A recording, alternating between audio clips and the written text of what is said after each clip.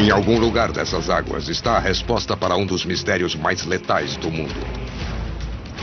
No último século, 1000 navios e incontáveis vidas se perderam sem deixar rastro no Triângulo das Bermudas.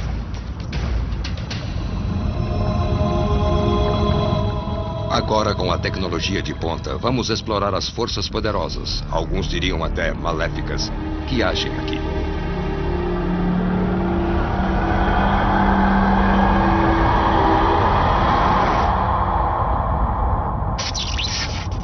Mergulho no Triângulo das Bermudas.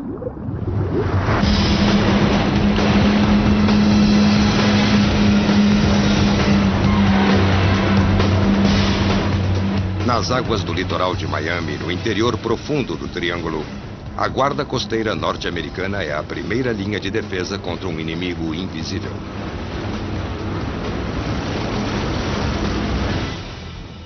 Afirmativo, embarcação virada, 5 pessoas na água. Me dê o local exato, câmbio.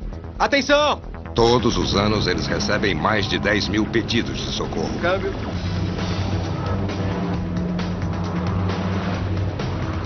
Sua velocidade e experiência garantem um final feliz à maioria das missões de resgate. Mas algumas estão além de sua capacidade.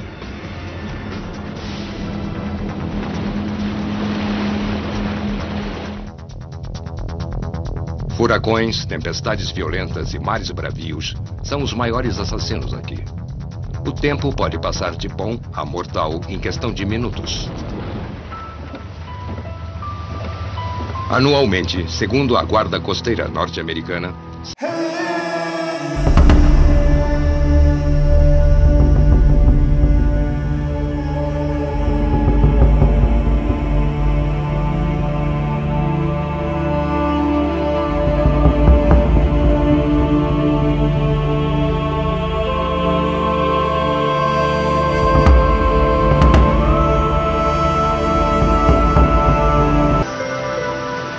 mas não são apenas barcos. Nos céus, acima, centenas de aeronaves também desaparecem. O fatídico voo 19 deixou Fort Lauderdale às 2h10 numa tarde clara de inverno. 4 horas após a decolagem, eles desapareceram no ar. Temendo o pior, uma aeronave de busca e resgate decolou rumo ao céu que escurecia. 20 minutos depois, às 19h47, o avião de resgate também desapareceu. Após uma busca criteriosa, não encontraram sinais de destroços. E nada jamais se soube deles até agora. Durante os últimos 60 anos, esse mistério sustentou as teorias mais incríveis sobre as forças estranhas que poderiam ter agido aqui. Segundo a lenda, o Triângulo abrange os mares entre Miami, a Ilha das Bermudas e Porto Rico. Uma área de quase 3.900.000 quilômetros quadrados. Desde 1492, quando Colombo navegou pela primeira vez por esta área e viu luzes estranhas no céu, a lista de desaparecimentos inexplicáveis no Triângulo das Bermudas cresceu. Milhares de navios e aviões simplesmente sumiram, sem nenhum alerta, nem pedido de socorro e sem deixar destroços. Richard Weiner escreveu vários livros de sucesso sobre esses estranhos desaparecimentos. Não conhecemos o nosso planeta. Sabemos mais sobre a Lua e talvez mais sobre Marte do que sobre o nosso planeta. Sabemos mais sobre a Terra, mas não sobre o mar. Os estaleiros de Key West fervilham com histórias sobre aqueles que se perderam no Triângulo. Histórias de monstros marinhos gigantes, lapsos cósmicos de tempo, bússolas descontroladas e buracos no oceano que engoliram navios ecoaram por todo o mundo. Mas os sumiços continuam. Eu diria que há uma espécie de anomalia acontecendo ali que não podemos explicar. Algo que ocorre bem lá embaixo, onde os últimos raios de luz solar alcançam Há alguma coisa acontecendo lá embaixo.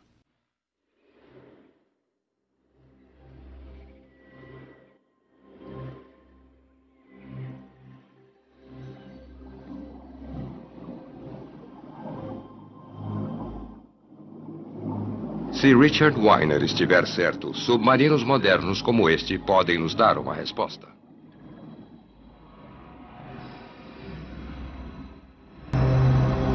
Este é o Aviator.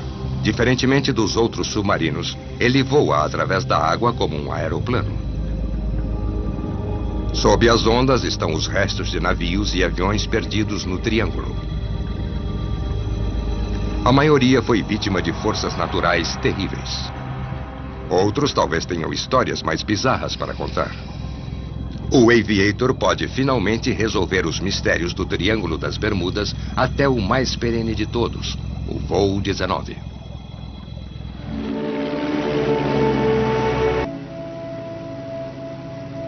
Fox Tango 28 para a Bosse.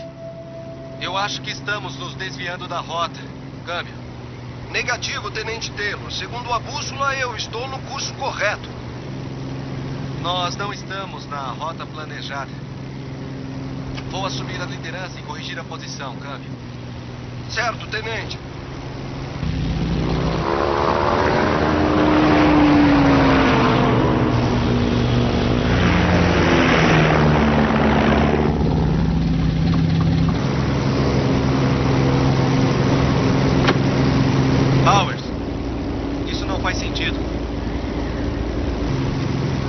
Há quanto tempo estamos no ar? Estamos voando há 1h45 minutos. Já deveríamos estar vendo a Terra. Não há nada ali.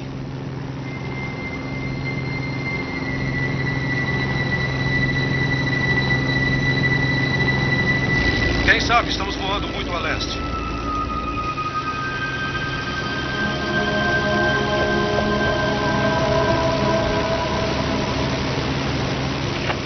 Fort Lauderdale, aqui é Fox Tango 28. Eu acho que estamos fora do curso. Não vemos terra. Repito, não vemos terra. Pode nos dar uma posição, câmbio?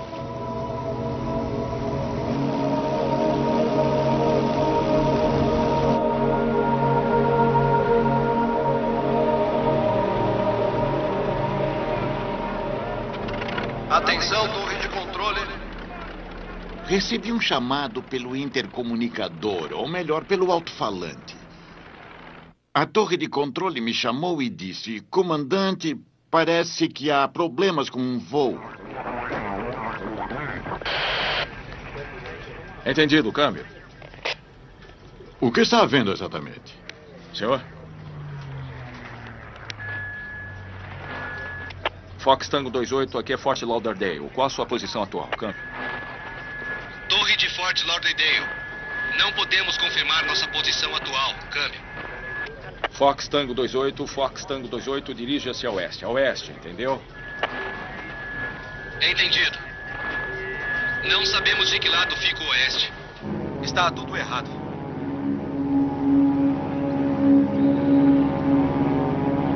Não sei o que os outros achavam. Só sei que eu estava preocupado. E me preocupava mais à medida que o tempo passava, porque logo percebi que o voo tinha sérios problemas.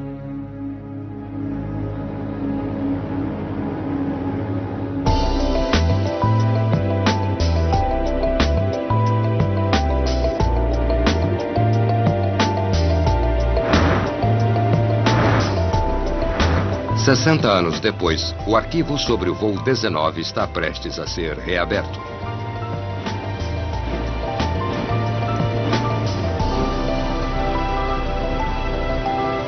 Phil Giles é investigador de acidentes aéreos.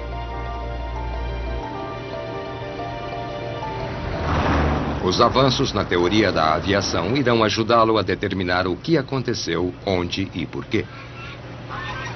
É fascinante poder estudar algo que ocorreu há tanto tempo e elucidá-lo. Talvez encontremos pistas que a primeira investigação não percebeu. E conseguir resolver esse mistério é gratificante. Os indícios revelam que tudo começou com um simples erro. A importância daquele momento só recentemente foi compreendida.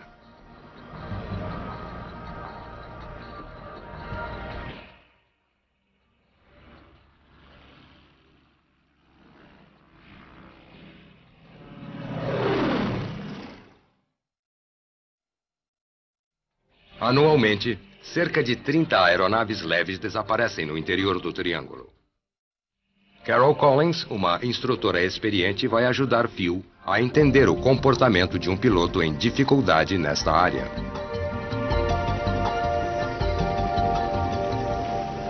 Vamos nivelar a 450 metros. Quando sobrevoamos uma área que não tem referências visuais, é muito fácil perder o senso de direção. Por exemplo, se começássemos nos dirigindo para o leste, virássemos para oeste, como fizemos, e depois virássemos para o sul, se você virar de forma gradual e não estiver muito consciente do que está fazendo, você vai acabar numa direção totalmente diferente da pretendida. Perder-se é uma coisa que acontece. Mas por que um piloto naval altamente experiente iria se perder? Talvez houvesse a influência de outras forças.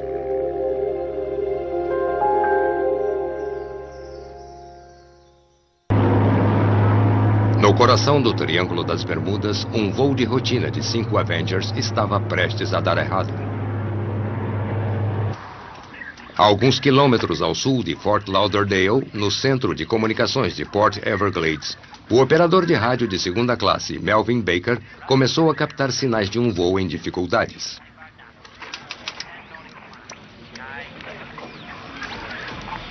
Fox Tango 28, aqui é Fort Lauderdale. Poderia confirmar sua posição? Fort Lauderdale, aqui é Fox Tango 28. Agora temos terra à vista. Parece que os ventos nos empurraram sobre Florida Keys, mas não tenho certeza da distância. Nem como chegar a Fort Lauderdale da minha posição atual. Cub. Se está sobre Florida Keys, deixe o sol sobre a asa esquerda e voe para o norte subindo a costa até chegar a Miami. Fort Lauderdale fica a 30 quilômetros à frente. Entendido.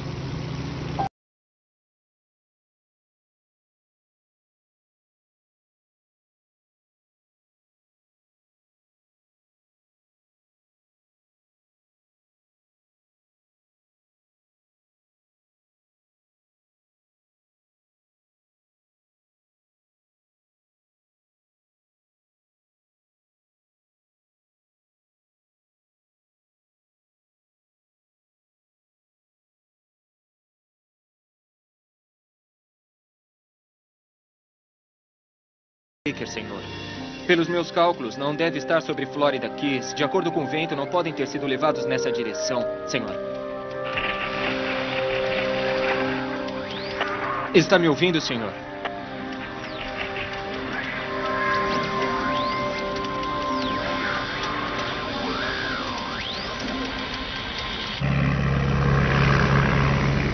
Sem nenhuma orientação, ao olhar para uma série de ilhas, se não houver casas nelas, nada que as identifique, uma ilha se parece muito com a outra, como você vai ver agora.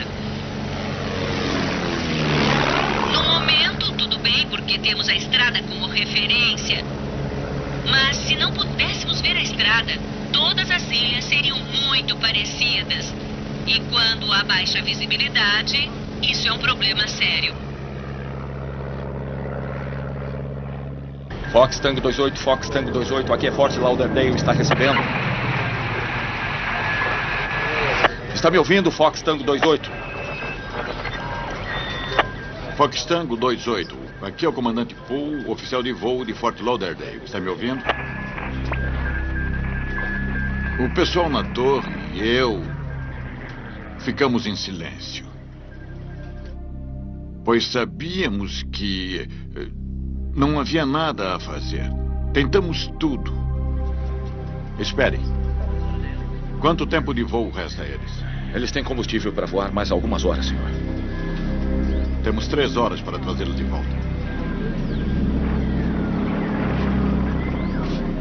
O voo 19 estava no ar há mais de 2 horas. Segundo o plano original, eles estariam na segunda parte do voo após virar ao norte sobre uma pequena ilha chamada Cistern Cay. Em vez disso, estavam sobre o oceano vazio.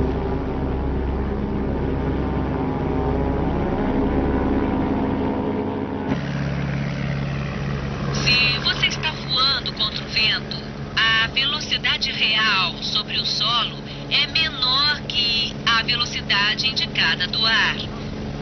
Se o vento vem por trás, ou seja, é um vento de cauda, então a velocidade será muito maior que a velocidade indicada do ar, a que é mostrada nos instrumentos. Certo. Se o vento vier por trás, chegará mais depressa. Se vier pela frente, irá mais devagar. Isso mesmo. Sim. Nessa altura, após quase 3 horas de voo, o tempo estava piorando. Taylor recebera as instruções corretas para retornar, mas ainda não se convencera. O resto do grupo estava ficando cada vez mais preocupado. Taylor, se sua bússola não funciona, um de nós devia liderar. Negativo. Ele ficou completamente confuso porque não confiava nos instrumentos. E isso é ruim. Você pode achar que está virando para a esquerda quando está indo para a direita. E os instrumentos são a única coisa que pode lhe dizer o que está havendo. Tenente Taylor, não acha que devemos ir para o oeste? Meus instrumentos parecem estar funcionando. Quer que eu assuma? Rossi, mantenha sua posição, câmbio. A bússola é calibrada periodicamente. A chance de ela falhar é praticamente nula. E havia mais 4 aviões cujas bússolas com certeza não estavam erradas.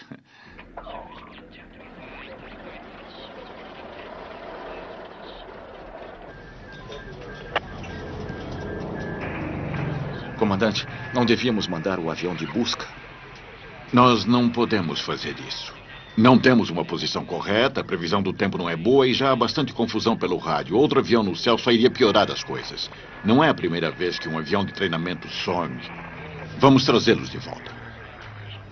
Então alguém disse, quando vão mandar o avião? E eu disse, manda-lo para onde? Não temos uma posição, não temos nada. Ouçam todos. Precisamos ter certeza de que o resgate alertou todas as bases de QS a Melbourne. O voo 19 ainda pode chegar à costa antes que o combustível acabe. Mas precisamos lhes dar todas as condições para isso.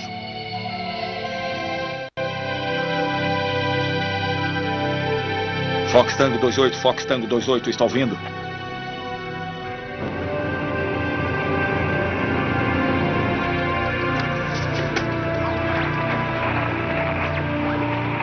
Não estamos progredindo. Fox Tango 28, aqui é Port Everglades. Consegue me ouvir, câmbio? Port Everglades, aqui é Fox Tango 28. Ouço claramente. Certo. Tenente, calculo que se voar para sudoeste, virá na minha direção. Vou reduzir o volume e se ainda conseguir ouvi-lo, significa que está vindo na minha direção. Entendido. Ele não está sobre corpo. Se estivesse, não conseguiríamos ouvi-lo tão bem. Deve estar mais perto.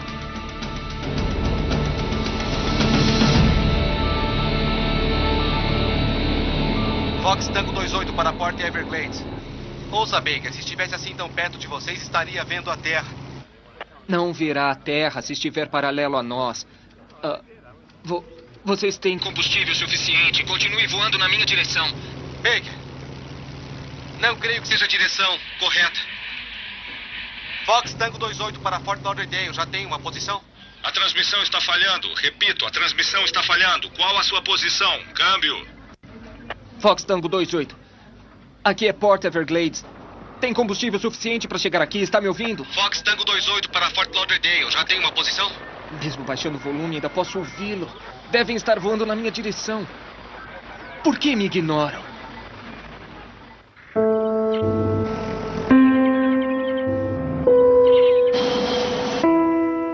O investigador de acidentes aéreos Phil Giles acha que entende por que o voo 19 preferiu ignorar as direções do operador Baker. Taylor fez uma coisa que não é comum e acabou se perdendo. Ele decidiu assumir a liderança do voo. Depois se convenceu de que estava num lugar onde não poderia estar e manteve a sua opinião.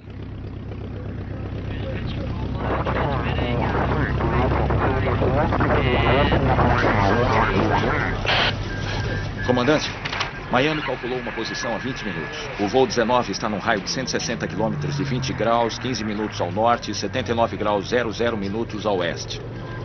Certo.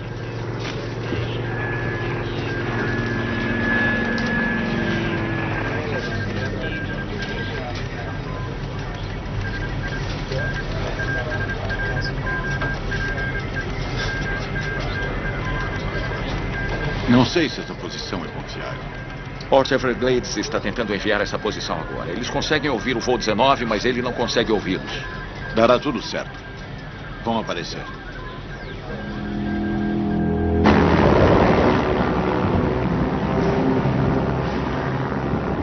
Taylor, talvez devêssemos voar a 270 graus até chegarmos à praia e ficarmos sem gasolina. Taylor? Taylor, está me ouvindo? Não voamos tanto para o leste sem mudar o rumo. Há quanto tempo estamos indo nessa direção? Onde nós estamos?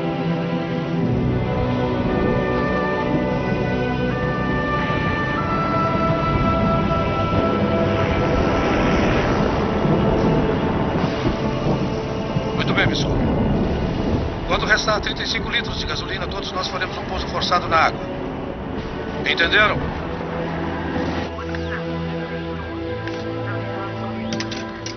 O operador Baker foi o último a ouvir alguma coisa. Fox Tango 28, aqui é Port Everglades. Estão me ouvindo, câmbio? Pelos sinais fracos do rádio, ele sabia que estavam se dirigindo para o mar. Aqui é Port Everglades, Fox Tango 28, está me ouvindo, câmbio? Fox Tango 28, está me ouvindo, câmbio? Vamos lá. Nada mais se soube deles. O toque final de mistério naquela noite se deu quando um avião de resgate Martin Mariner partiu à procura deles. 27 minutos depois, ele também desapareceu no ar.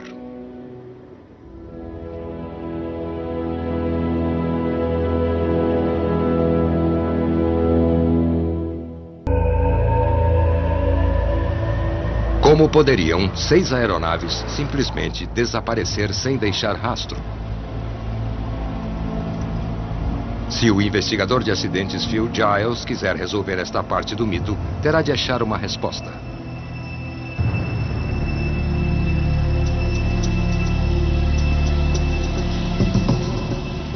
A solução pode estar em Miami. Este é o quartel-general do 7º Distrito da Marinha Costeira de Miami, o maior e mais atarefado do mundo.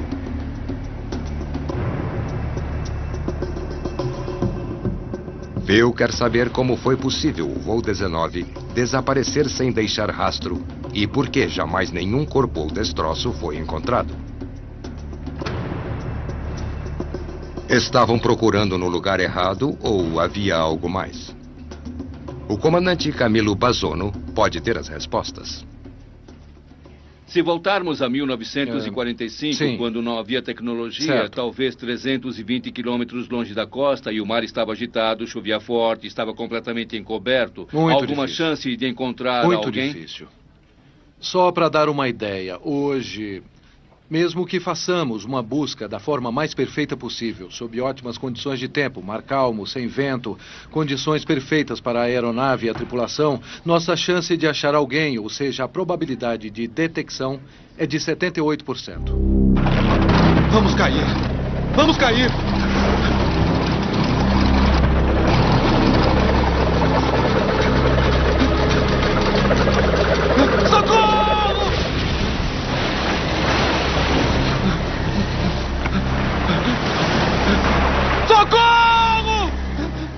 Aqueles aviões afundaram rapidamente. Powers! Se a busca não começa na primeira hora após o sumiço e tendo a localização, ele se resume à procura de pessoas na água. Em perfeitas condições, os aviões teriam flutuado durante 2 minutos. Mas o mar estava agitado naquela noite e os aviões afundaram em segundos.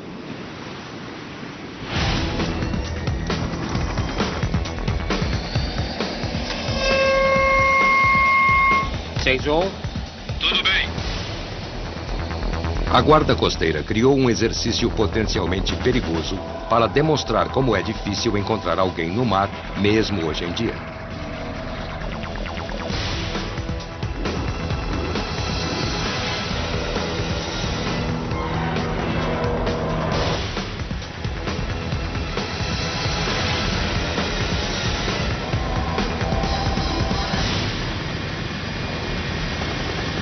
As condições de busca hoje são bem ideais. O vento está leve e as ondas devem estar com 60 centímetros ou menos. Excelente visibilidade. Um segundo helicóptero vai deixar um nadador experiente na água. Em alguns minutos, eles tentarão encontrá-lo de novo. Vamos nos afastar uns 180 metros à esquerda, depois subiremos para nos posicionar e tentar localizá-lo.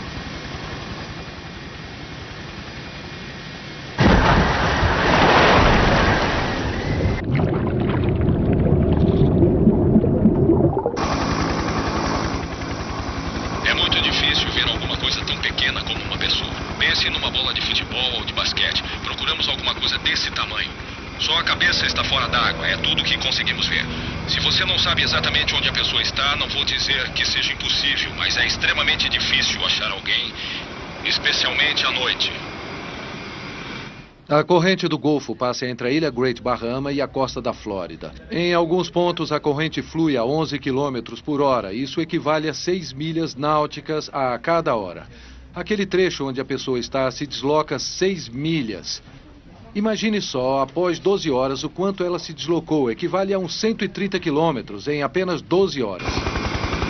Estamos a uns 45 metros agora. É a altura que usamos para tentar localizar alguém na água. Há uma pessoa na água para treinar o pessoal de resgate. Ela usa roupas bem coloridas, o que ajuda bastante. Eu não gostaria de estar ali sozinho esperando que me localizassem, porque mesmo com toda a tecnologia moderna, radar, sensores infravermelhos, tudo se resume a identificar visualmente alguém na água.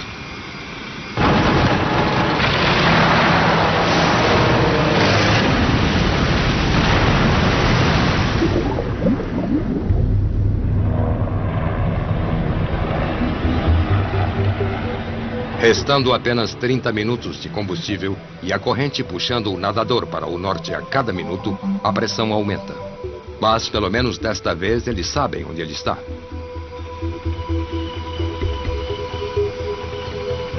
Já avistamos o nadador. Tente se aproximar com cuidado. Mantenha a posição. Tenha cuidado agora. Eu vou me aproximar um pouco. Dá pra ver a crista das ondas quebrando em volta dele. Isso dificulta a visualização.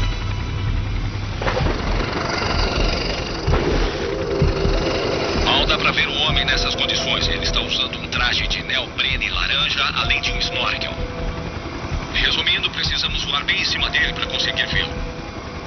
À noite seria quase impossível vê-lo, a menos que a lua estivesse extremamente brilhante e o mar calmo. Espere. Tenha calma.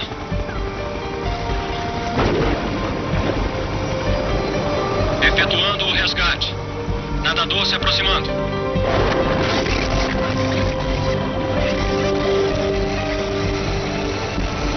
Nadador se aproximando da porta da cabine. Nadador na porta da cabine. Nadador entrando na cabine.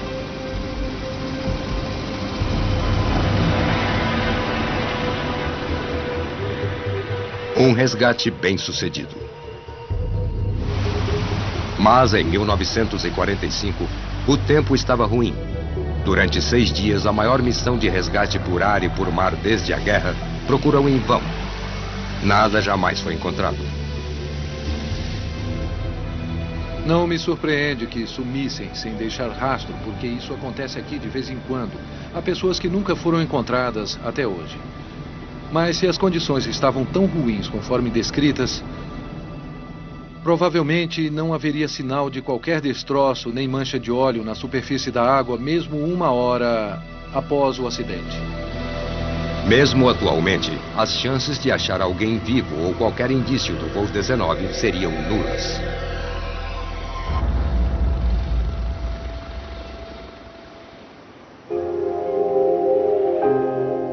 Mas ainda não é o bastante para explicar o que deu errado naquela missão. Phil está convencido de que há alguma coisa a mais.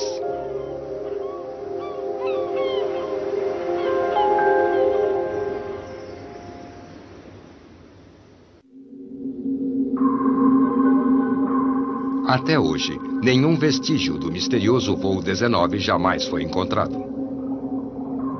Mas os destroços daquelas aeronaves devem estar lá embaixo em algum lugar. Em 1991, Graham Hawkes, explorador e projetista de submarino, pensou que os tivesse encontrado. Estávamos à procura de galeões espanhóis. Encontramos um Avenger lá no fundo e apenas registramos o fato. Encontramos outro avião, o segundo Avenger, e também o registramos.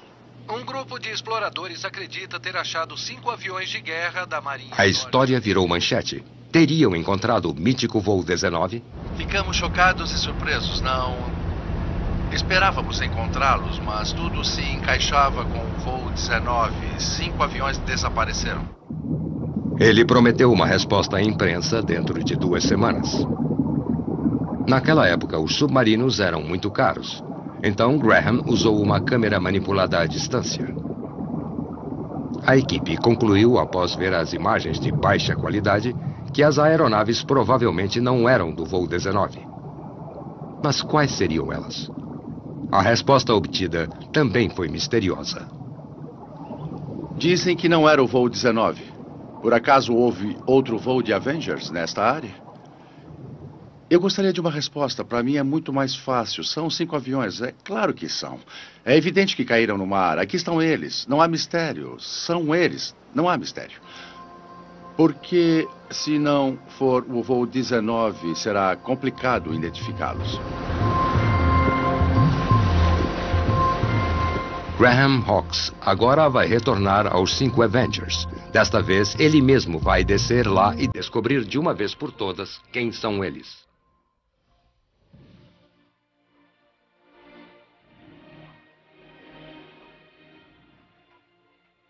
Quase 20 quilômetros ao largo da costa de Fort Lauderdale, um moderno navio de pesquisa do Instituto Oceanográfico Harbor Branch vai se juntar à caçada dos Avengers perdidos. O oceano é muito grande.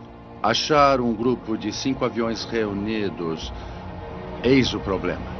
O que estão fazendo ali? É outra coisa voltar em pessoa. Achamos coisas com a tecnologia antiga e isso nos deixa curioso.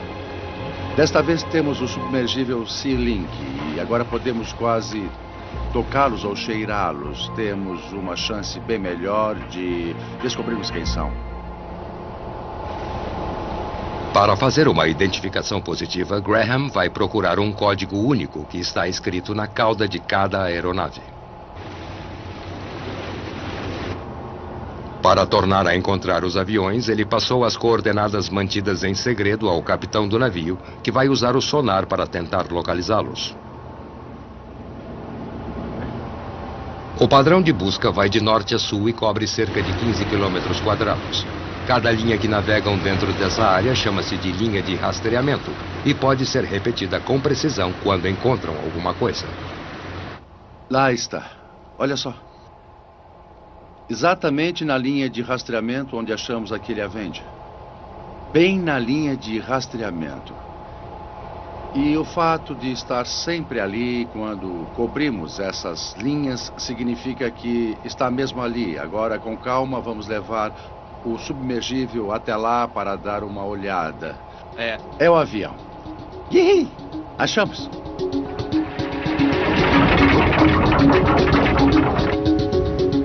Graham esperou 12 anos por este momento. Bom dia.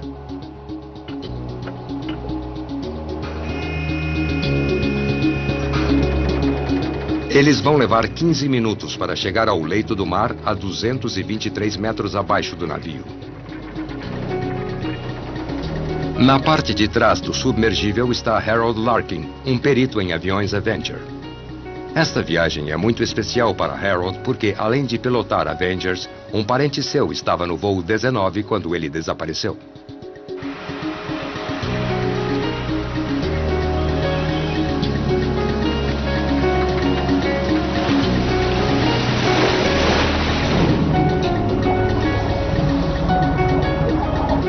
Muito bem, já está liberado. Tem permissão para mergulhar. Entendido. Leitura 182 metros, 310.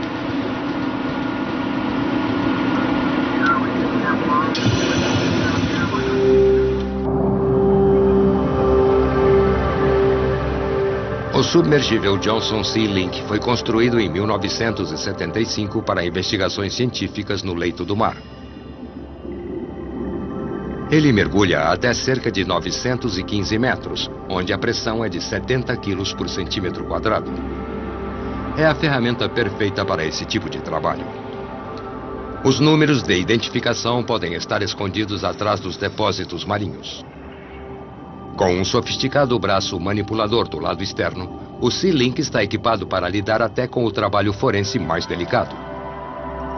Mais de 200 metros abaixo e 60 anos de volta ao passado, Graham penetra na escuridão do Triângulo das Bermudas. Que segredos o aguardam?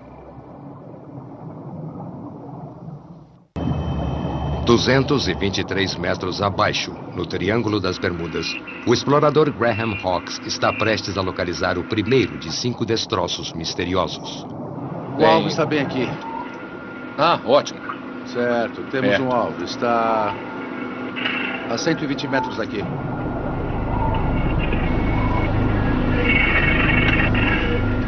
O sonar envia um sinal constante que reflete o primeiro objeto sólido que encontra.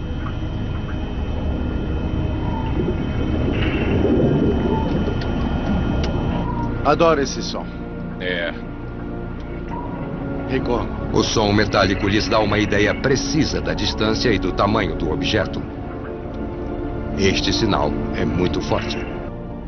Um rápido exame basta para saberem que não vão achar o número de identificação. A cauda onde estava escrito desapareceu. Por enquanto, este avião guardará seus segredos. Eles decidem passar ao próximo alvo, a 150 metros dali. Temos um bom contato com o sonar e vamos nos aproximar. Eu diria que as chances de 5 aviões estarem assim juntos são as mesmas que acertar um buraco numa tacada só, ser atingido por um raio, além de ter um bilhete premiado no bolso. Teriam de estar próximos, na mesma velocidade, foi ao mesmo tempo, ou as correntes daqui os teriam separados, mesmo que pertencessem ao mesmo voo. O que quer que tenha havido aconteceu ao mesmo tempo com todos eles.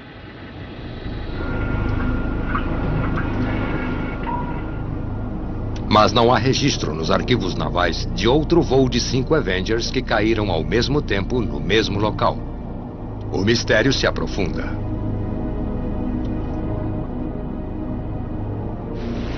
Podem nos dar uma posição atualizada? Temos um avião à vista. FT-20. Pode ser um 8 ou um 3. Parece que sim. Parece mais um 3. Muito bem, destruído. A cauda se foi. Ótimo, estamos vendo o avião. A fuselagem está destroçada. Ele está muito danificado. Exato, agora dá para ver bem, muito bem. Parece que há uma rede de pesca ou algo assim. Talvez isso tenha arrancado a cauda. Com certeza. Isso explica porque algumas partes não estão no lugar certo. O número da fuselagem, FT-23, significa que saiu de Fort Lauderdale, mas não basta para identificar o avião. Quando perdiam um Avenger, costumavam repintar os mesmos números em seus substitutos. Eles precisam achar o número de identificação único que era escrito na cauda. Preste atenção naquela parte vertical. Está bem. Está aqui em algum lugar. Dá para ver que a área embaixo está desgastada. Está corroída. Está faltando a parte superior da aeronave, está vendo? E lá está a porta de escape do lado esquerdo. Aquilo é uma porta de escape? É a entrada para a parte de trás e também uma porta de escape. Parece bem pequena. Não, espere. Parece pequena demais. Está sob o FT? Isso mesmo. Espere, daria para um ser humano passar por ali? A porta pode ter duas partes e uma delas pode abrir para dentro. Estava nessa posição.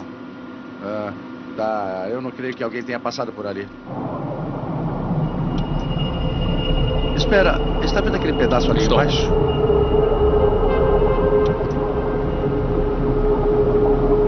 Se tivermos muita sorte, é o painel que estamos procurando. É isso aí. Há realmente um painel assim. E se tivermos muita sorte, esse pedaço tem os números de registro. Nós só precisamos de um pouco de sorte. Precisamos de sorte todo dia. Os números de registro ficavam na parte inferior, não é? Deve haver a palavra marinha ou parte dela e abaixo o número de registro. Eu gostaria de ver a palavra marinha, mas não conseguimos ver nada. Que tal usar uma escova? Eu vou ver isto aqui um pouquinho. Deva usar uma escova sobre o painel.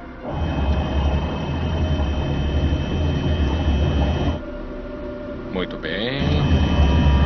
A escova está em contato. Desculpe, anêmonas, mas precisam sair daí.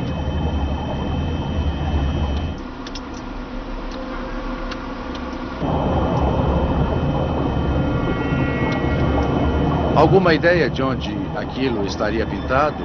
No meio do painel, na parte da frente ou na de trás? Há duas linhas, uma para a marinha e outra para os números. Deve tomar um bom espaço. Nem tanto assim.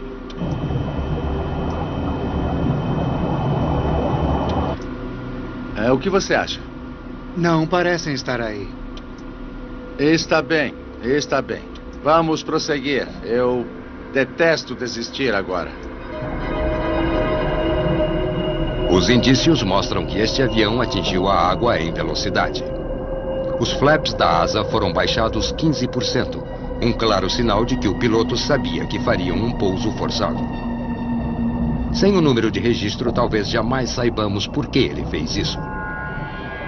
Parece que o Triângulo das Bermudas não vai revelar seus segredos tão facilmente. Muitos que conhecem estas águas acreditam que sejam as mais perigosas do mundo. Mas de onde vem essa reputação tão terrível? Ainda acontecem coisas no Triângulo sobre as quais nada sabemos. Pelo menos uma vez por semana, talvez duas, algum pescador das Bahamas jamais retorna da pescaria, simplesmente desaparece. Isso é uma coisa tão comum por aqui que eles não dão muita importância. Uma velha história de marinheiro fala de ondas enormes que surgem do nada e lançam os navios no esquecimento. Será que esse fenômeno estranho seria responsável por um dos mais surpreendentes desaparecimentos de navio?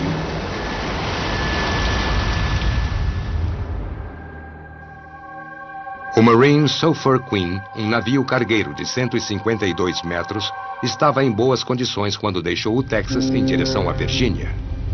No dia 4 de fevereiro de 1963, ele enviou uma mensagem de rádio rotineira a 435 quilômetros a oeste das Keys. Algumas horas depois, o Sulphur Queen e seus 39 tripulantes desapareceram sem deixar rastro. Outro mistério não resolvido. Uma velha história de marinheiro diz que o mar literalmente se abria e engolia os navios. Haveria alguma verdade nisso? A primeira pista emergiu em 1985, quando câmeras capturaram estas imagens extraordinárias. Uma plataforma petrolífera no Mar do Norte havia perfurado um vasto bolsão de gás abaixo do leito do mar e quase afundou. Depósitos de gás como esse existem em todos os litorais do mundo, e o Triângulo das Bermudas não é exceção. Aprisionado no sedimento, o gás é altamente volátil. Um terremoto sob o mar ou um deslizamento poderia liberar o gás na água. Será que as bolhas de gás podem realmente criar um buraco no oceano? O físico naval professor Bruce DeNardo veio à Flórida para descobrir. Temos uma vaga ideia. Eu preciso refiná-la, mas tenho uma ideia do que é preciso para afundar aquele navio. Eu estou animado. Acho que vamos conseguir.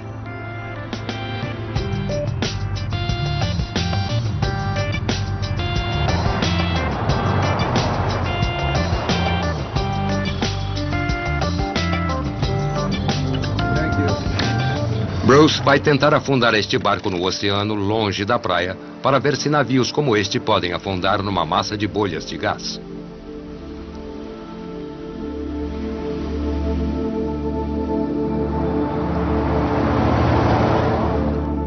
Até agora, tudo é só teoria. É uma experiência em larga escala e será a primeira do gênero. Podemos tentar isso. Do lado prático, Bruce contará com a ajuda de um projetista de efeitos especiais de Hollywood, Phil Beck. Eles correm contra o tempo. Foi prevista uma tempestade nas próximas 24 horas. Há 50% de chance, isto é. A teoria parece correta para mim, mas eu... não sei, é muita bolha.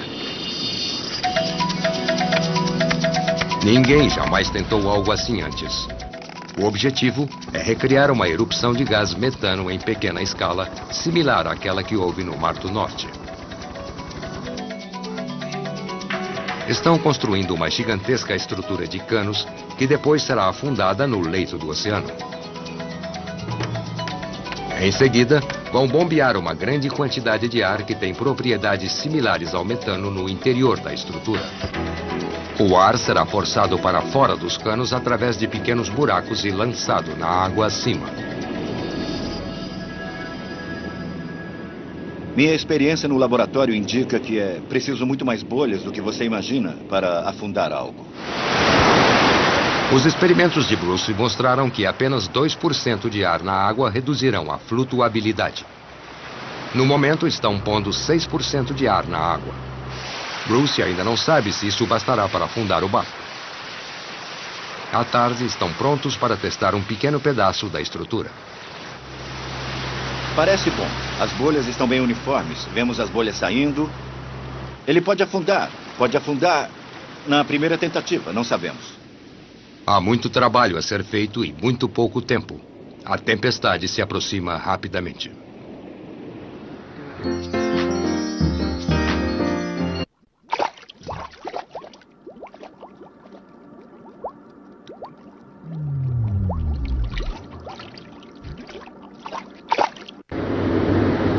A 19 quilômetros da costa da Flórida, o Seward Johnson aguarda notícias sobre os 5 misteriosos Avengers no leito do mar abaixo. Qual a posição atual? Estamos vendo um avião. 223 metros abaixo, o explorador Graham Hawkes e o perito em Avengers, Harold Larkin, estão tentando identificar o 5º e último avião. Pronto, vamos. Certo, aqui está.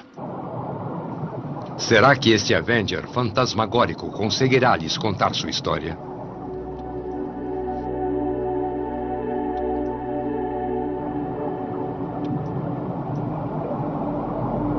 FT-87. Os flaps estão para cima ou para baixo? Não dá para vê-los direito.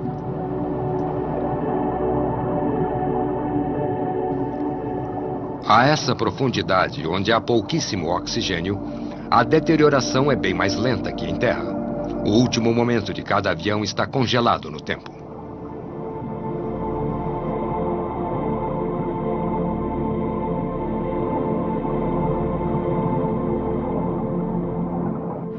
Eis um flap. Está a uns 15 graus para baixo, o que é normal ao aterrissar.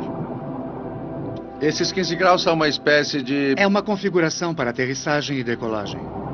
Parece bem baixos. Não foi resultado da corrosão. Isso significa que o piloto do FT-87 também sabia que faria um pouso forçado, mas conseguiu fazer um pouso controlado na superfície. Muito bem, a boa notícia é que a cobertura está aberta. O que significa que toda a tripulação provavelmente saiu por ali. Vamos dar uma boa olhada na parte da cauda. Vamos. Vejamos se há alguma coisa lá. Os destroços estão em boas condições, mas assim como nos outros, a cauda desapareceu. Eles começam a achar que o quinto fantasma não quer ser identificado. Será que podemos levar uma câmera lá para cima e mostrar? Vou reposicioná-la. Tá, tente se aproximar. Quero lhe mostrar uma coisa. Esse pode ser o leme vertical. Eu posso virar de lado. Bem à nossa frente agora. Onde? Embaixo, no meio da tela, na asa esquerda. No meio do quê? Bem no meio da tela. Certo. O que é aquilo ali fora? Estou vendo alguma coisa do lado de fora. Minha nossa. Ali está, conseguimos o número de registro. Essa é a diferença entre os olhos humanos e uma câmera. Finalmente, NAV 23990. Este é o número de registro. Ele identifica cada avião e dirá a Graham como ele veio parar aqui.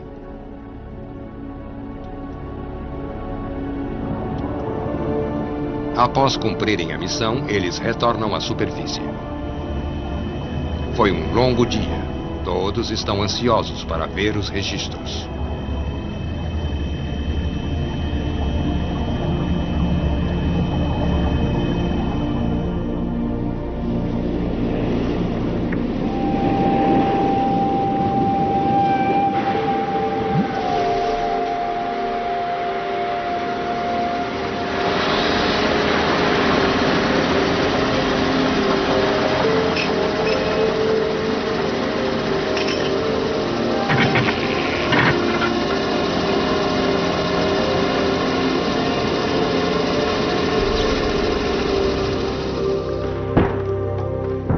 É 4 de julho, dia da independência dos Estados Unidos, e enquanto a Flórida comemora, Graham está envolvido com os relatórios sobre acidentes navais.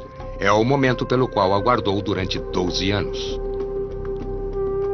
NAV 23990, perdido no mar. No dia 9 de outubro de 1943, FT-87, pilotado pelo guarda-marinha George Swint, retornava a Fort Lauderdale após uma missão. A bordo estavam os pilotos de segunda classe Sam Trees e Jay Lewis. Precisamente ao 12:20, o motor sofreu uma perda catastrófica de combustível e fez um pouso forçado. Swint e sua tripulação sobreviveram. FT-87, desaparecido há 60 anos. Graham agora sabe como ele chegou aqui.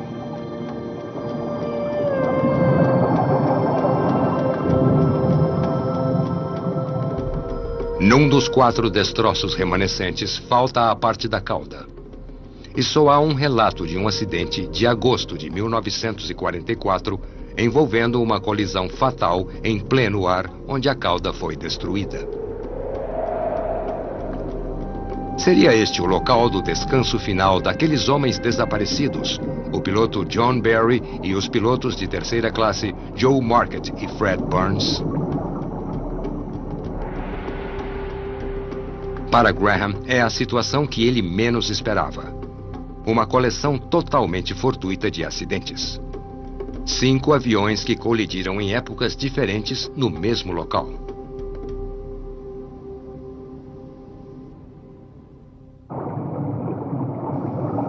Porém, o quinto fantasma pode nos dizer algo mais. Identificar o voo 19 ficará cada vez mais difícil com o passar dos anos. A tinta se deteriora mais depressa que o metal e, com isso, os números de identificação logo irão desaparecer. No dia da experiência na praia, a equipe está prestes a testar a teoria mais incrível sobre o que poderia estar afundando navios no Triângulo das Bermudas.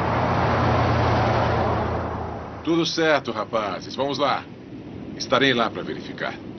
São 7 horas da manhã. Os mergulhadores estão planejando como colocar a estrutura no leito do mar. Assim que ligarmos, não teremos nenhuma visibilidade. Como está a visibilidade, hein?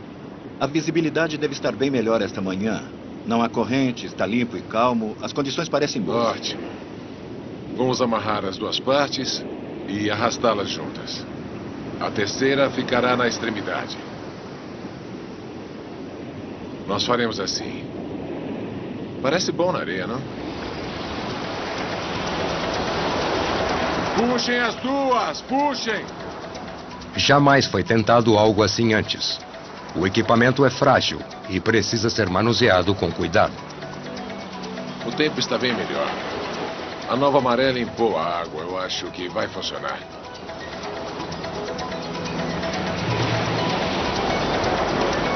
Tirem todas as mangueiras da água.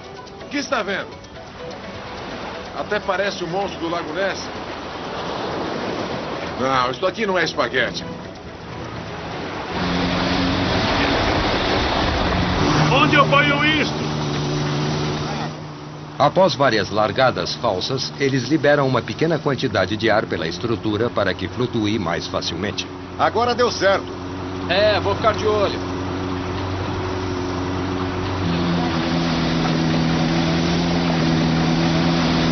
Deslocamos o equipamento cerca de 30 metros. Portanto, estamos na profundidade certa. Estamos a 5,5 metros. Se a maré recuar, estará a 4,5 metros. A aparelhagem que temos é a melhor que poderíamos ter, dadas as circunstâncias. Todos os experimentos são assim. Nenhuma experiência é a ideal. Você faz o que pode. Acho que isso é o melhor. Talvez seja minúsculo comparado ao que a natureza produz através de uma erupção de metano no fundo do mar, mas fazemos o que podemos.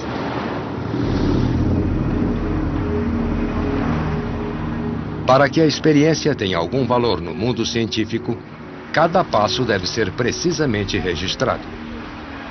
Bruce fica cada vez mais frustrado pela falta de informações detalhadas repassadas por Phil. A tensão entre os dois começa a transparecer. Temos tido problemas com a comunicação. Está brincando? Por causa da nossa formação diferente.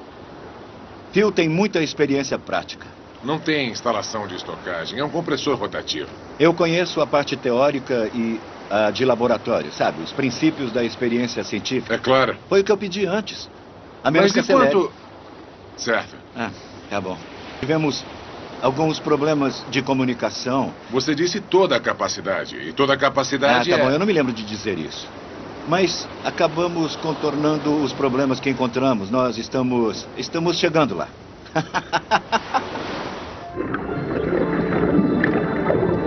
No meio da tarde, os mergulhadores baixaram a estrutura no leito do mar. Quando Bruce testou a experiência no laboratório pela primeira vez, ele calculou que seria preciso 2% de ar na água para um barco afundar. Mas aqui, no mundo real, ele precisou aumentar para 6% a quantidade de ar na água. Após ligarem todos os canos, eles estão prontos para fazer o primeiro teste. Vamos lá.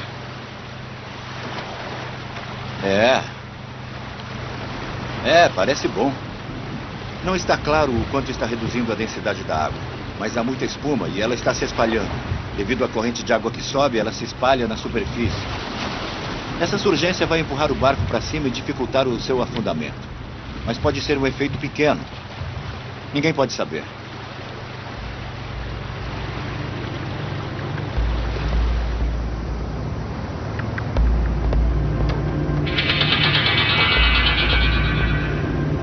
Os primeiros testes são promissores. Eles decidem trazer o barco para começar cedo no dia seguinte. Ninguém sabe se a experiência vai funcionar, porque uma evidência na natureza é enganosa.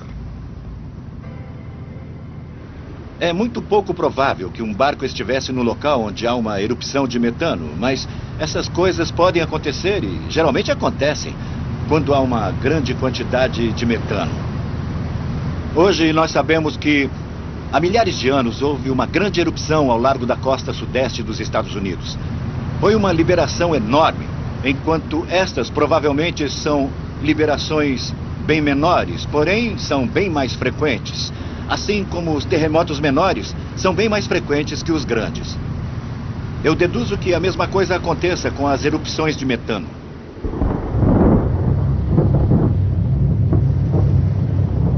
Naquela noite, a tempestade que eles tentavam evitar atingiu a praia.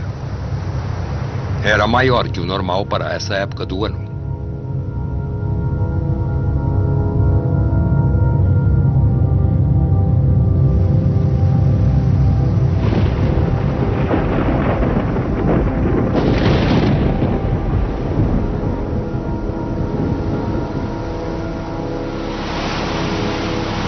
Na manhã seguinte, a tempestade ainda afetava as condições do mar. Seria a maldição do Triângulo das Bermudas ou apenas má sorte? Está horrível, a chuva está bem forte, as ondas estão muito altas. Nós não podemos fazer nada agora, mas eu espero que passe. Minha nossa! As ondas estão bem grandes por causa do vento. Foi uma mudança de 180 graus. Nunca vi uma coisa dessas. Pior que isso é impossível. Agora o barco se soltou e a equipe luta para amarrá-lo novamente.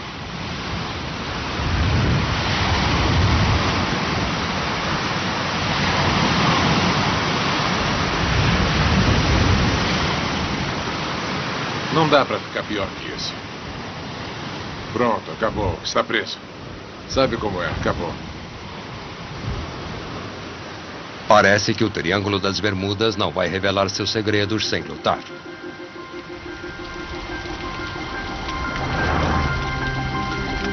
Nossa. Estamos bem no meio dela agora. O tempo parece que vai piorar.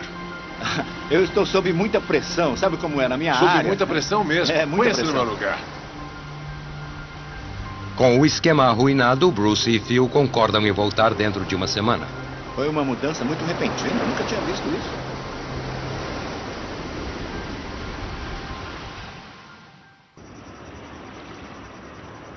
Menos de 400 quilômetros dali estão algumas das águas mais traiçoeiras do planeta.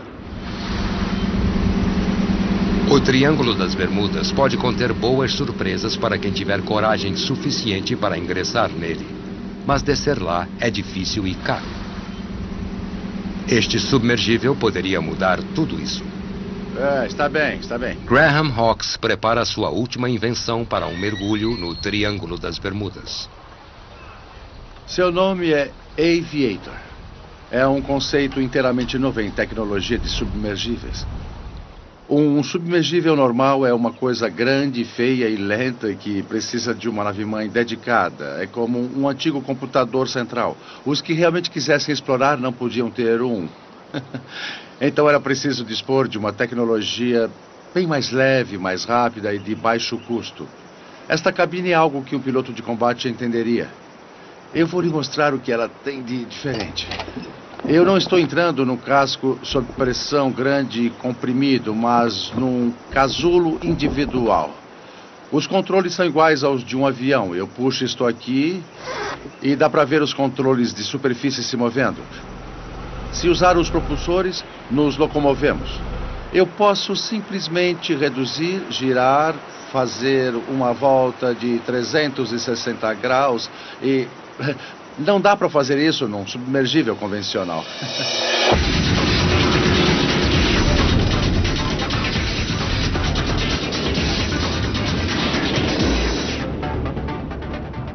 Graham espera que o Aviator possa ajudar a achar aqueles que desapareceram aqui.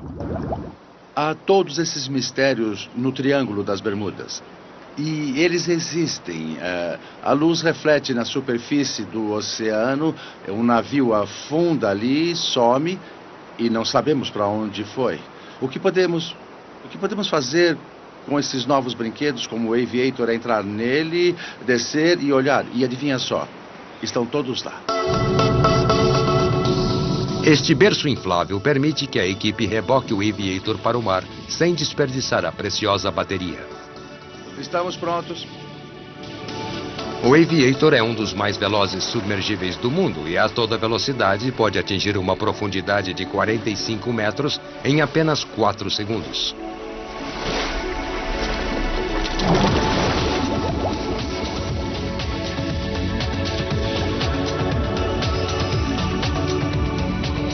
Com esta máquina, Graham espera conquistar a vastidão dos oceanos.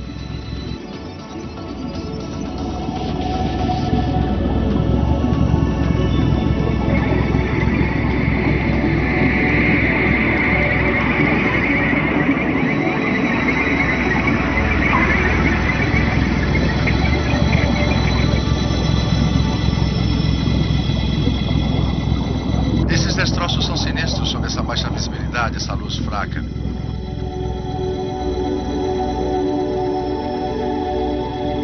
60 metros abaixo, nas águas costeiras de Miami, há destroços incomuns. Mas seriam tão misteriosos quanto parecem? Estes são os destroços do Paraíso, afundado deliberadamente nos anos 80 para criar um recife artificial. Não há nenhum mistério aqui. Porém, mais abaixo, o Aviator captou um sinal maior, e este não parece estar marcado nas cartas marítimas.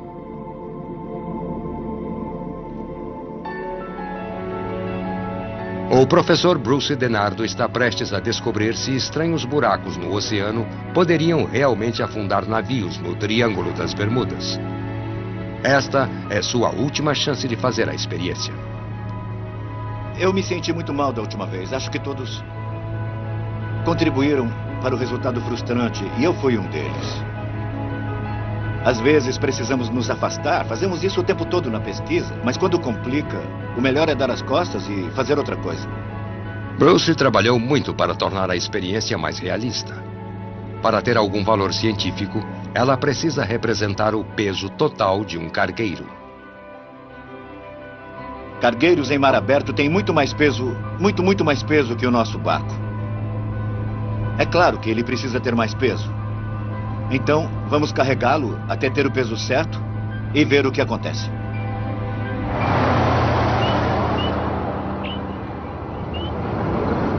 Isso vai demorar um pouco mais, porque eu preciso... A fim de simular o peso de um cargueiro oceânico, eles tentam reproduzir as condições exatas de um cargueiro de 152 metros com o peso de 7.000 toneladas. Lembra a última vez? Precisamos esperar. Na última vez que testaram o equipamento, o fio bombeava 6% de ar na água. Usei só um. Agora observe com nós. Olha só. Dessa vez, ele está bombeando 25%, equivalente a uma grande erupção de gás. Bruce está confiante de que isto basta para afundar o barco. Phil está marcando o barco para que possam monitorar até que ponto ele vai afundar nas bolhas.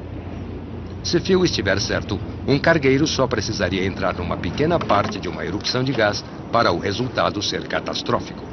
Teremos 8.500, 11.300 metros cúbicos de gás vindo do fundo. Não importa se é uma grande bolha ou 1 bilhão de bolinhas, é um buraco na água.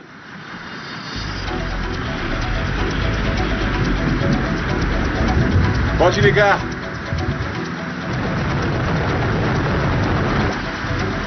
Vamos lá.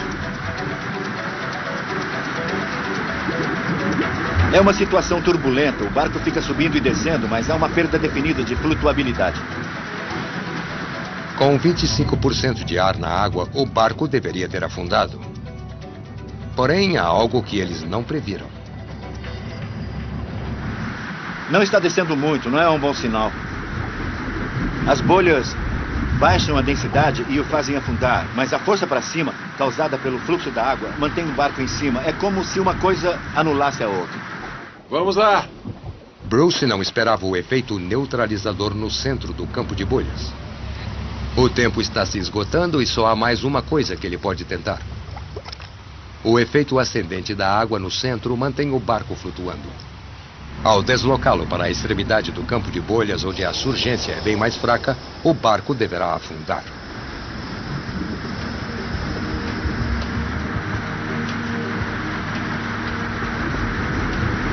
O barco adernou, viu só? Adernou. A frente levantou. Lá vai ele. Vamos. Vai afundar sim. É isso aí, acho que vai. Vai sim.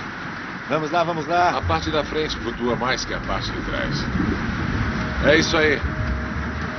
Um navio de 152 metros, ao ser atingido por um fenômeno desses, acabaria se partindo ao meio.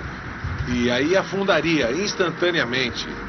A proa está erguida e a popa caída, porque a frente está numa água mais densa que a parte de trás. Vamos lá. Pode marcar aí, só mais 30 segundos. Deu certo, está afundando. Está afundando. E lá vai. Pronto. Tchau, tchau. Eles conseguiram. As bolhas de gás realmente podem afundar navios.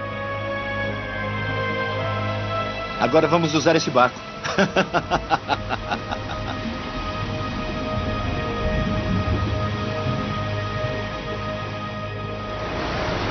O que me surpreende é que isso é muito menor se comparado ao que a natureza pode fazer. Tivemos todo esse trabalho para gerar bolhas nesta pequena área para afundar um pequeno barco. Por isso respeitamos ainda mais o que a natureza pode fazer. No Triângulo das Bermudas, os depósitos de gás superam 70 vezes o gás usado em todos os Estados Unidos num único ano.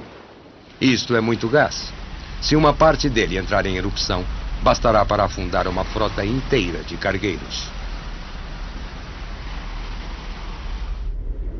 É possível que alguns dos desaparecimentos mais bizarros de navios no Triângulo das Bermudas tenham sido causados por esse estranho fenômeno natural.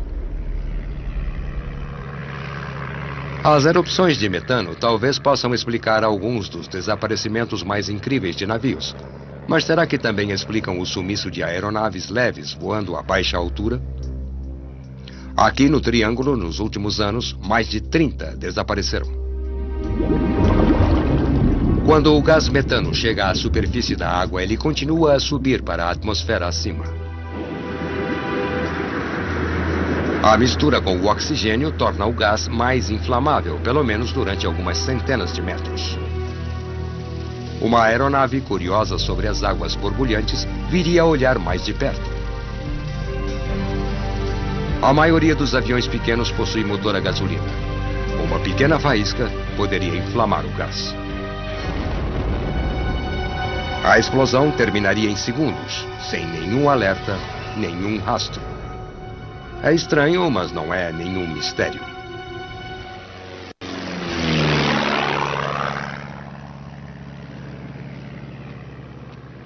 Em Key West, o investigador de acidentes Phil Giles agora está pronto para revelar o que realmente aconteceu com o voo 19.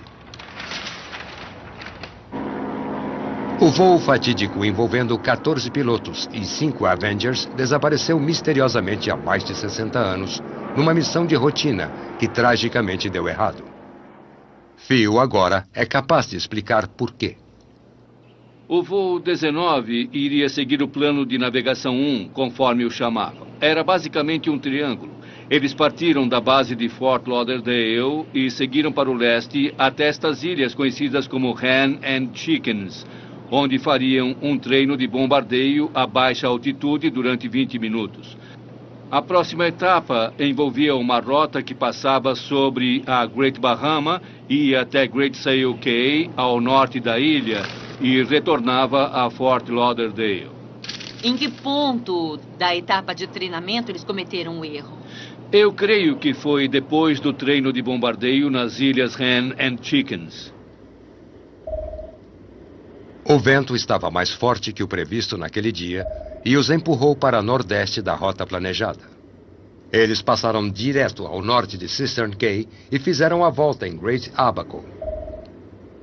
Se estivessem na rota, veriam a ilha Great Bahama logo à frente.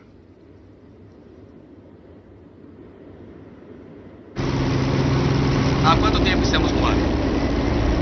Estamos voando a 1h45. Já deveríamos estar vendo a Terra. Não há nada ali. Se não tivessem se desviado, teriam visto terra naquela rota.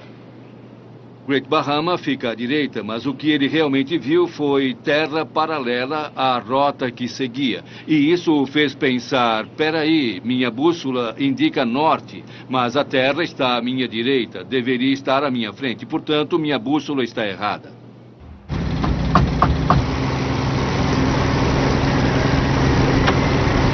Powers, isso não faz sentido. E o que eles fizeram foi continuar até chegar à parte norte desta ilha. Depois, viram esta pequena série de ilhas dispostas na direção noroeste. E a seguiram dizendo, acho que estamos sobre as Keys. O vento nos empurrou sobre Florida Keys, mas não sei qual a distância. Nem como chegar a Fort Lauderdale da nossa posição atual, câmbio. Foi nesse ponto que o comandante Poole ficou preocupado. Taylor estava sobrevoando uma pequena série de ilhas ao norte de Great Abaco. Ele as confundiu com outras ilhas parecidas, Florida Keys, a mais de 320 quilômetros de distância. Este erro extraordinário levou Taylor ao Golfo do México, no lado oposto da Flórida. Então todas as direções de voo foram tomadas como se estivessem sobrevoando o Golfo do México e não aqui no Atlântico Norte. Eles estão virtualmente na direção oposta em relação à direção que deveriam tomar. Ele tentava voltar à Flórida, mas se afastou cada vez mais para o Oceano Exato, Atlântico. isso mesmo. O que ele fez? Ele se dirigiu à parte errada da costa. Eu não estou vendo nada. Taylor, você está bem? Quando restar apenas 37 litros de gasolina, vamos aterrissar na água juntos. Verifiquem os marcadores. Estamos sem gasolina. Vamos cair! Vamos cair!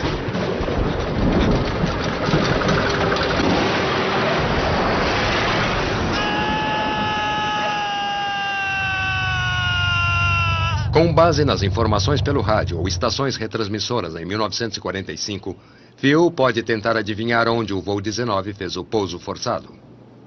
As várias estações deram uma posição muito boa às 10:06. E como pode ver, ele está no Atlântico Norte, cerca de 160 quilômetros de Daytona Beach, bem longe do Golfo do México.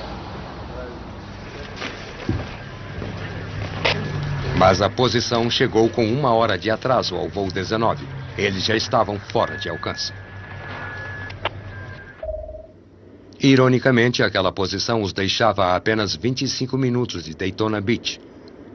Nessa altura, eles ainda iam para o oeste, voltando para casa. Às 7h15, captaram uma discussão sobre virar para o leste. Às 7h45, ainda tinham combustível suficiente para continuar por mais 15 minutos, o que significa que provavelmente caíram aqui, cerca de 355 quilômetros a leste de Daytona Beach.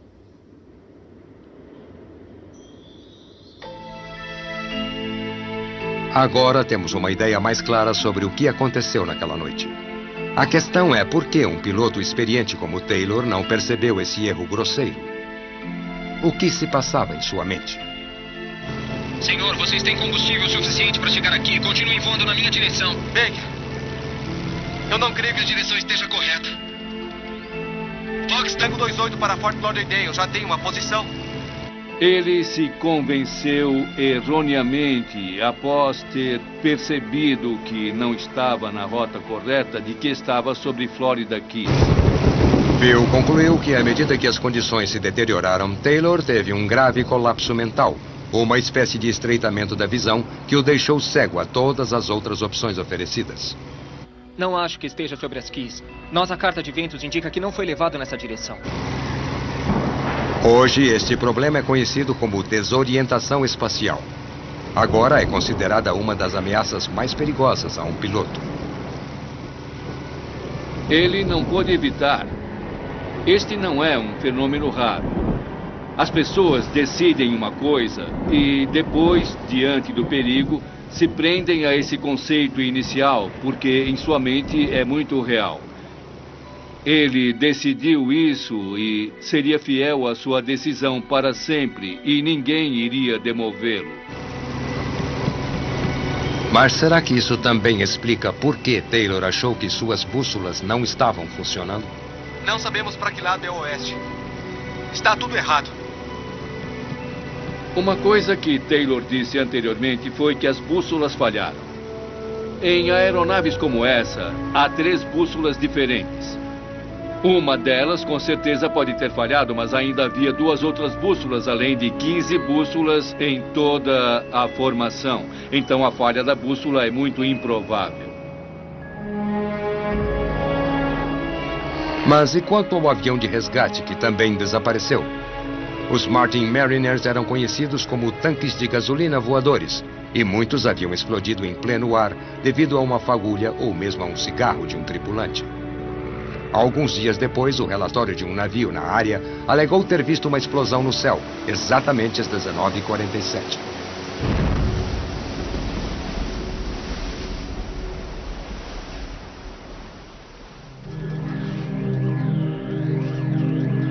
Muito bem, pessoal. São 8 horas da noite.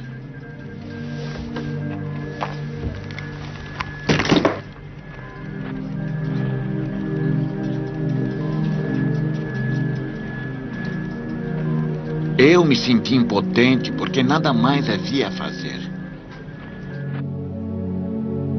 Foi a pior noite da minha vida.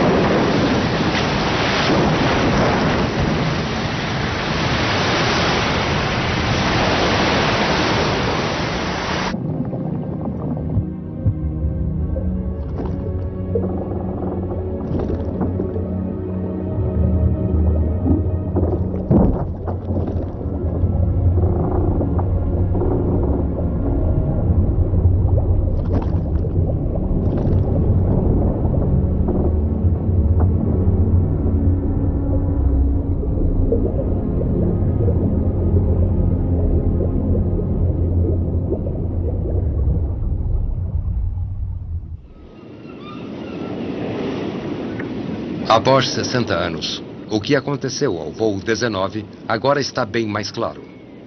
Mas o ato final desta tragédia ainda aguarda ser descoberto em algum lugar no leito do oceano, a leste de Daytona Beach. Mas sempre haverá outros mistérios. Para alguns haverá explicações simples: azar, tempo ruim, imperícia e até mesmo alguns fenômenos naturais verdadeiramente estranhos.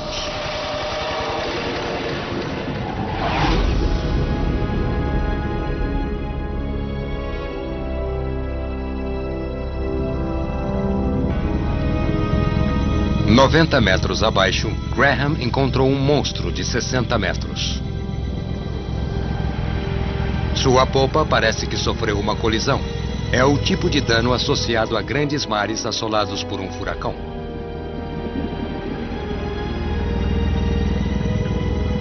Não se vê nenhum nome.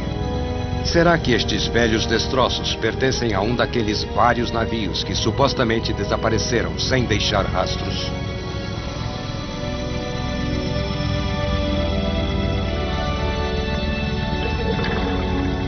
As pessoas adoram um mistério. Elas querem um mistério, não importa qual seja, querem um mistério. Apesar de solucionar um dos desaparecimentos mais míticos do Triângulo, haverá outros cujas respostas permanecerão indefinidas. Mas com a nova tecnologia permitindo um acesso mais rápido e profundo, vamos descobrir que esses segredos finais são mais estranhos que qualquer fantasia. Eu não creio em forças inexplicáveis, mas em acontecimentos inexplicáveis. Tenho certeza de que quando descermos lá e explorarmos as profundezas do oceano, vamos encontrar algo muito surpreendente, talvez além da nossa imaginação. Até lá, o Triângulo das Bermudas continuará a ser o mais romântico dos grandes mitos do oceano.